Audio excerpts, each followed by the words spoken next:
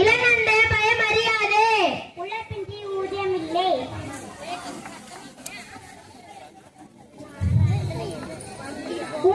தன் கையே தனக்குதவி,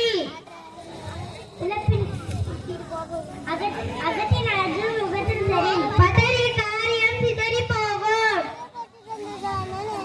அதுல உதை விட ஆழ உதவி, தனி மரம் தோப்பாகாது, யானைக்கும் அடிசருக்கும். ஒரு கை தட்டினால் ஒரு ஓசை வராது, அவளை தன் வாயாலே கெடும்.